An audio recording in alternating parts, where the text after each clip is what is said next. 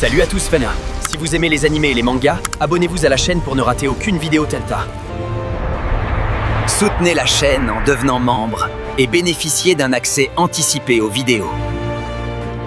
Pour les fans les plus fervents de Saint Seiya, l'univers des Chevaliers du Zodiaque ne cesse de nous surprendre.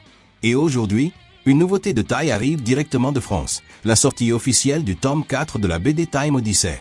Cette série, qui a déjà conquis le cœur de nombreux fans, comble une lacune cruciale dans la chronologie que nous connaissons, se situant à un moment de fragilité pour nos héros. Bonjour Chevaliers et Amazon. Bienvenue sur la chaîne Chevalier Signe, et aujourd'hui nous allons parler du nouveau chapitre de la saga Time Odyssey qui vient tout juste d'être lancé en France. Comme vous le savez déjà, il s'agit d'une saga officielle faite en partenariat avec Kurumada Pro et l'éditeur Kana, où nous avons Arnald Dollen au scénario et Jérôme Alquier au dessin de l'histoire. Une saga réalisée avec l'autorisation et la supervision de Masami Kurumada. Et dans ce nouveau chapitre, nous avons comme protagoniste le chevalier du dragon, Shiryu. Alors cliquez déjà sur le like pour soutenir la chaîne, abonnez-vous, activez la cloche et allons pour la vidéo. Actuellement, la saga Time Odyssey compte 4 volumes, chacun d'entre eux étant centré sur l'un des chevaliers de bronze. Nous avons déjà eu Ikki, Shin, Hyuga et maintenant Shiryu. Le dernier volume, qui aura Seiya comme protagoniste, ne sera publié qu'à la fin de l'année prochaine en France et au Japon. L'intrigue de ce volume nous transporte en 1990, juste après les événements épiques et éprouvants de la saga d'Hadès, plus précisément après la bataille des Champs-Élysées, mais un peu avant ce qui est raconté dans Next Dimension. L'atmosphère est tendue et le décor, douloureux. Notre éternel protagoniste, Seiya de Pégase, le chevalier de bronze, qui a plusieurs fois utilisé l'armure du Sagittaire, dont le cosmos s'est élevé jusqu'au niveau divin, est maintenant méconnaissable. Il se trouve dans un fauteuil roulant, complètement incapacitado. Cette paralysie est le résultat direct du coup fatal porté par l'épée d'Hadès, le dieu des enfers, qui, même vaincu, a laissé une marque sombre et une malédiction implacable sur le chevalier. La seule qui reste pour s'occuper de lui est Sekka, sa sœur aînée, dont les retrouvailles avec Seiya sont l'un des moments les plus attendus et émouvants de la saga originale. Mais l'état de Seiya est un cruel rappel que, même après la victoire, les conséquences sont sévères. Dans un coin du sanctuaire, où l'espoir semble avoir été enterré avec le cosmos des héros tombés, nous pouvons voir la tombe de Cassio. Oui, ce même Cassio, rival de Seiya pour l'armure de Pégase et aussi pour le cœur de Shenna. Celui qui s'est ensuite racheté et est mort héroïquement pour protéger Seiya dans le combat contre Aeolia du Lion dans les maisons du Zodiaque. Cette scène est un hommage touchant à ceux qui ont combattu et sont tombés. Shiryu du dragon, le chevalier de bronze qui possède le tatouage du dragon sur son dos, est le disciple de Doko de la balance qui observe tout de loin. Lui, qui a tant de fois éveillé le 7e sens et surmonté la mort, ne peut plus sentir le cosmos de son meilleur ami. C'est dans ce moment de désespoir contenu qu'il est confronté à Shenna de l'Offichu, l'Amazone d'argent qui avait initialement juré vengeance contre Seiya, mais dont le destin s'est profondément lié au chevalier de bronze, et à Jabu de la licorne, l'un des autres chevaliers de bronze fidèles à Athéna. Shenna, la femme au masque implacable, comme l'exige la tradition des Amazones, révèle que c'est Athéna elle-même, Saori Kido, qui leur a raconté la tragédie des Champs-Élysées. Elle exprime son impuissance, regrettant qu'il n'existe aucun chevalier d'argent ou d'or avec assez de pouvoir pour briser la malédiction divine. Shiryu, toujours guidé par une loyauté inébranlable et un refus d'accepter l'inévitable, décide de partir. Il refuse d'accepter l'état imminent de Seiya. Jabu et Shenna tentent de l'en empêcher. Ils expliquent qu'avec la perte de presque tous les chevaliers d'or, l'une des plus grandes tragédies de la saga des chevaliers du Zodiaque, Shenna est maintenant la principale gardienne du sanctuaire. Ils insistent sur le fait que la mort, quand elle est certaine, doit être acceptée. Mais Shiryu, avec la mémoire vivante de son ami qui n'abandonnait jamais, rejette cette idée. Shenna et Jabu confrontent Shiryu dans une scène très similaire à celle de Seiya contre les mêmes deux personnages dans le film Le Prologue du Ciel. Et dans un acte de pure détermination, Shiryu brise le masque de Shenna. Ce geste, qui dans la tradition des Amazones est un acte intime et solennel, symbolise sa détermination absolue. Il déclare qu'il partira pour tenter de détruire l'espada d'Hadès. Face à une telle conviction et à ce défi des règles, Shenna, avec son masque partiellement brisé, le laisse partir.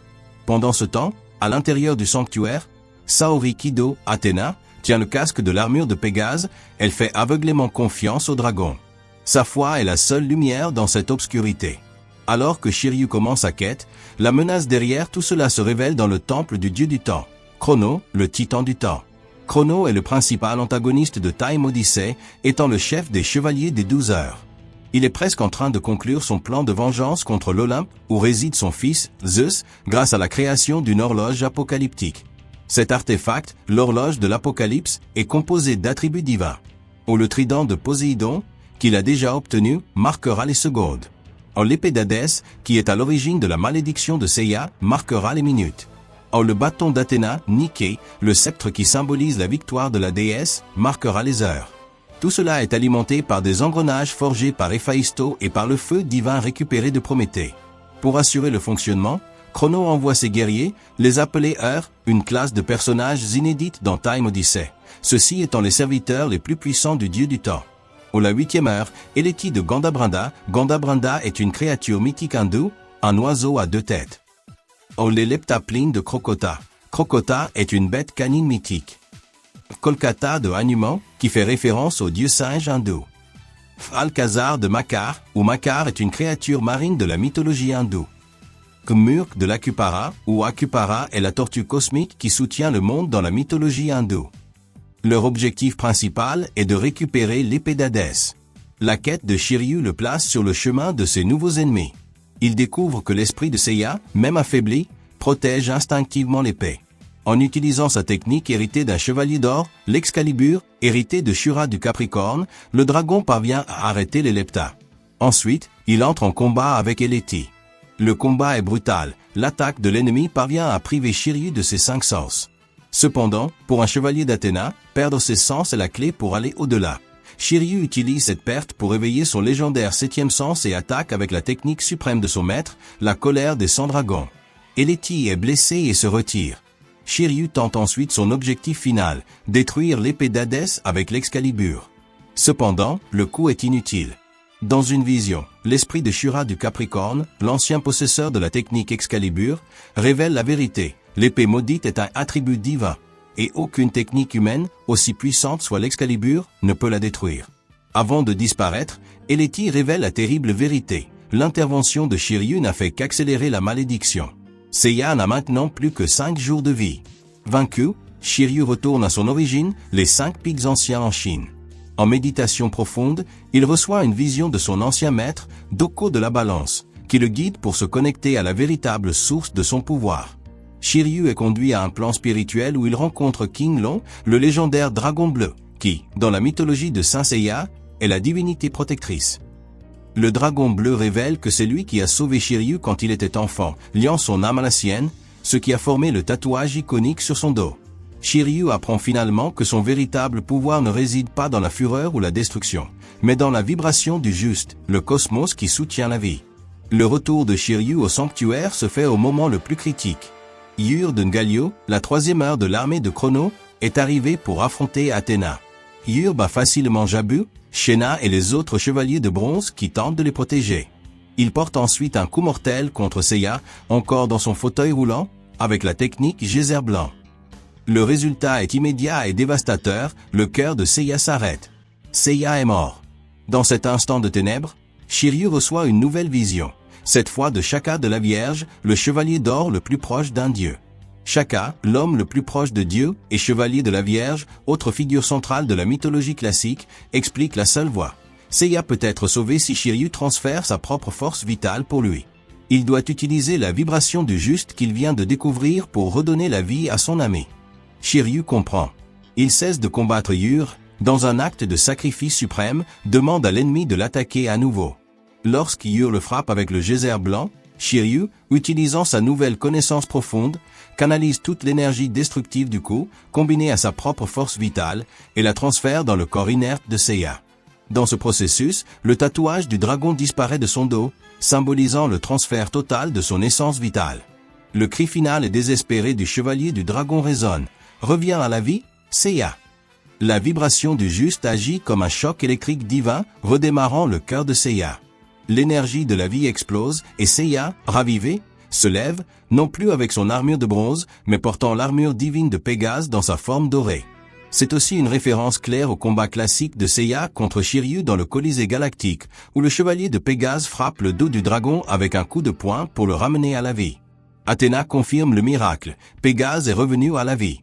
Le volume se termine avec Yur, l'heure de Chrono, en état de choc, voyant sa prophétie de mort être défaite par le sacrifice et la vibration du juste.